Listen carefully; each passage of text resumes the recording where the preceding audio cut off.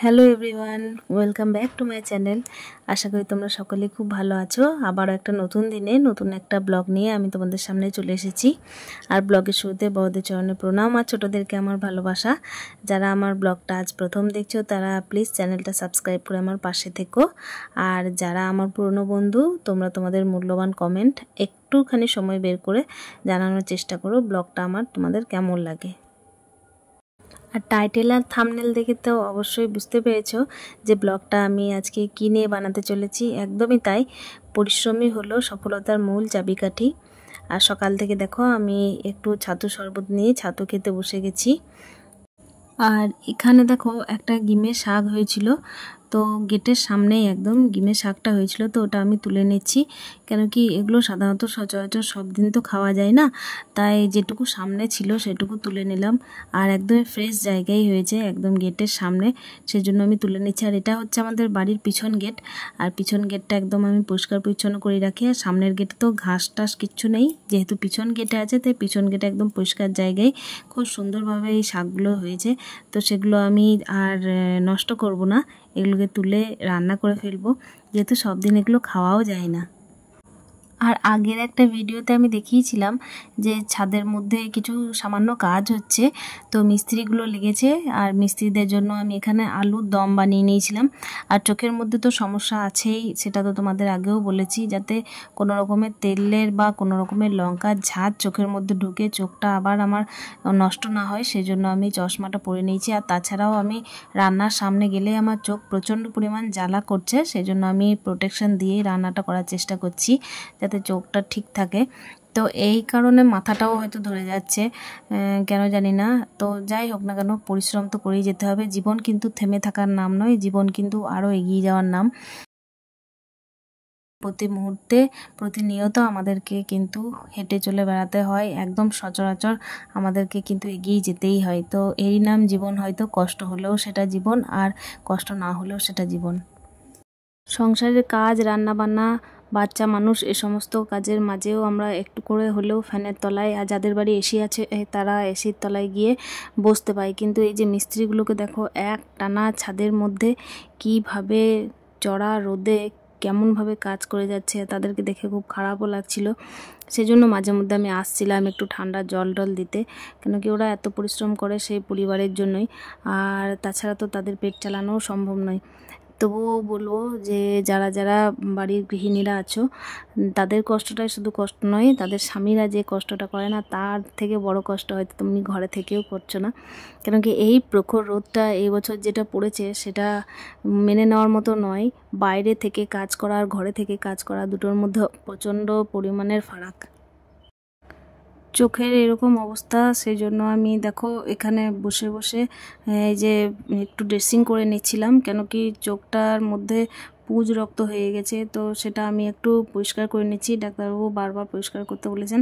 আর এখানে আমার ব্যথা হচ্ছিল চরম, সেই জন্য একটু মাথায় হাত দিয়ে বসে পড়ছি। প্রত্যেক দিন একটু ঘুম থেকে উঠে তাড়াতাড়ি, মানে 7টা, 7:30, খুব জোর 8টার মধ্যে স্নানটা সেরে ফেলি। তো যেহেতু এখন আমার চোখে প্রবলেম, সেহেতু আমি এখন স্নানটা একটু দেরিতে, মানে 9টার পর করছিলাম। আর ভাতটাও সেজন্য বসাতে একটু দেরি হয়েছে, ভাতটা বসিয়েছি প্রায় 9:15-20, কি খুব জোর 9:30 হবে। তো যতই ব্যথা হোক না কেন, তবুও সায়ন্তিকের কথা চিন্তা করতে হবে। আর ওই বাড়ি থেকে তো মা তরকারি এনে দিচ্ছে, কিন্তু সায়ন্তিক যেহেতু 10টার সময় ভাতটা খায়, সেহেতু আমি ভাতটাও বসিয়ে নিই। আর ভাতের চালটাও একবারেই দিয়ে দিচ্ছি, যাতে রাত্রেবেলায় আর আমাকে রান্না করতে না হয়। আর রাত্রিবেলায় আমি একটু নরম খাওয়ার চেষ্টা করছি, যেহেতু চোখের মধ্যে সমস্যা হচ্ছে। তো থেমে থাকলেও তো হবে না, ওই যে বললাম না যে পরিশ্রমই হচ্ছে সফলতার মেন চাবিকাঠি। তো এটা তো করতেই হয়, প্রত্যেকটা মানুষকেই করতে হয়। যারা শিশু অবস্থায় থাকে তাদের কথা আলাদা, কিন্তু যাদের বোধ বুদ্ধি হয়ে গেছে তারা তো আর চুপ করে বসে থাকতে পারে না। এখানে দেখো আমি কালকে যে পুঁই শাক আর কুমড়োটা কেটে রেখেছিলাম, তো কালকে তো কুমড়োর তরকারি শুধুমাত্র করেছিলাম, আর পুঁই শাকগুলো আমার কাটতে কাটতে আঙুল কেটে গেছিলো, সেটা কালকে দেখিয়েছিলাম তোমাদের। তো সেই জন্য আমি এগুলো রান্না করিনি, এটা রেখে দিয়েছিলাম। আর কুমড়ো একটু বাড়তি রাখা ছিল, তো কুমড়ো আর পুঁই শাকটা করে নিয়েছি। আর এখানে একদিকে ভাতটা তো হচ্ছেই, আর সামান্য যে মুসুর ডালটা করেছিলাম সেটা ছুঁক দিয়ে নিয়ে তারপরে সায়ন্তিকের খাওয়ার ব্যবস্থা করব। 10টার সময় একটু আজকে ওর জন্য ডিমের ভুজিয়া করেছিলাম, আর তারপরে দুপুর টাইমে ওকে আমি সয়াবিন দিয়ে খাইয়েছিলাম। কেন কি এই যে একবার ডিম খেয়েছে, আবার রাত্রিবেলায় একটা ডিমের অমলেট দিয়ে ভাত খাবে, সেই জন্য আমি দুপুর টাইমটা ওকে স্কিপ করেছি ডিমটা। আর এখানে ডিমের ভুজিয়া প্রত্যেক দিনও খেতে চাই আমি, বিশেষ করে ডিমটা কোনো রকম পেঁয়াজ ছাড়া এমনি পোচ টাইপের করে দিই, একটু ভাজা ভাজা করে। কেন কি প্রত্যেক দিন অতিরিক্ত তেল দিয়ে ডিমটা খাওয়া উচিত নয়। এখন এমন অভ্যাস হয়ে যাচ্ছে যে ডিম সিদ্ধটা খাওয়া ভুলে যাচ্ছে, তো গরমের দিন ওই জন্য ডিম সিদ্ধটা একটু পছন্দও করছে না। কটা হলো? 4টে।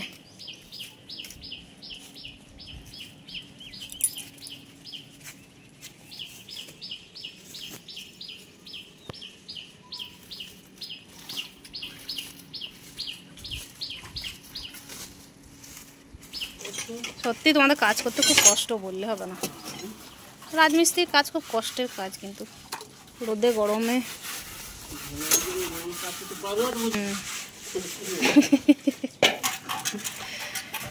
সত্যিই কষ্ট বটে এই রোদের মধ্যে।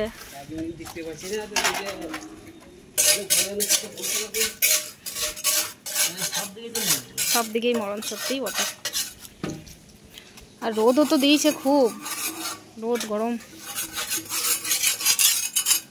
এখানে মিস্ত্রিরা বলা বলি করছিল নিজেদের মধ্যে যে এত প্রচণ্ড রোদ গরমের মধ্যে আমরা কাজ করতে হাঁপিয়ে যাচ্ছি, এমনই কাজ যে আমাদের না করলেও হবে না, আদার্স কোনো কিছু শিখেও রাখিনি যে করব। আর বাড়িতে যখন বলছি যে গরমের মধ্যে আর কাজ করতে যেতে পারছি না, আজকের দিনটা রেস্ট নিই, তখন বলছে আজকের দিনে যদি তুমি রেস্ট নাও তাহলে কালকে খাবে কি? তো কি করবো বলো, সেই জন্য কষ্ট হলেও আসতে হচ্ছে। আর এখানে কিছু পরিমাণ সিমেন্ট বেঁচেছিলো, তো ওপরে আমাদের একটা বাথরুম আছে, তো সেখানে মিস্ত্রিটা বাথরুমের মধ্যে ভরে দিল। এখানে দেখো মিস্ত্রিরা কাজ করেছে, এই রডগুলো যেন নষ্ট না হয়ে যায় সেই জন্য কিছু মানে ঢালাই দিয়ে, মানে ঢালাই মানে শক্ত ঢালাই নয়, এমনি একটা মোটামুটি একটা ঢালাই দিয়ে এখানে পিলার তুলে দেওয়া হচ্ছে ইটের গাঁথনি দিয়ে। এগুলোকে তো পরে ভাঙতে হবে যখন ওপরতলা যদি ভবিষ্যতে হয় তখন, তো সেই জন্য আপাতত রডগুলো যেন নষ্ট না হয়, জং না পড়ে, সেই জন্য করে দেওয়া হয়েছে।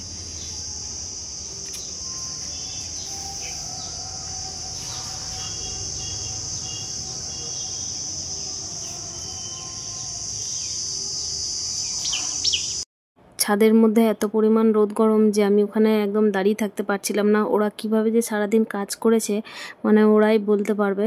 আর আমি ওটা ভেবেই অবাক হয়ে যাচ্ছি যে এত রোদের মধ্যে ওরা কাজ করছে কি করে।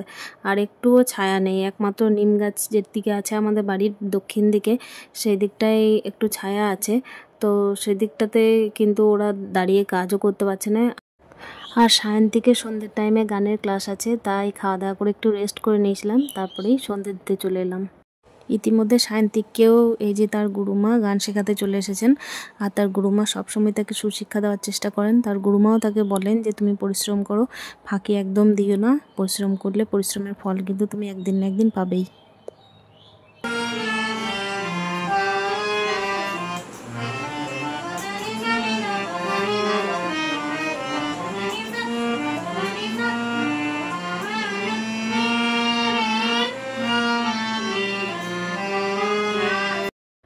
আর সায়ন্তিকের গুরুমা গান শিখিয়ে যাওয়ার পর এদিকে আমার মা এসেছে। আমি কি খাবো রাত্রিবেলায় সেই চিন্তা করে এই যে গোলা রুটি বানিয়ে দিচ্ছে আমাকে। আমি তো সেভাবে কিছু খেতে পাচ্ছিলাম না চোখে আর কানে ব্যথার জন্য, তো আমাকে গোলা রুটি বানিয়ে দিচ্ছে।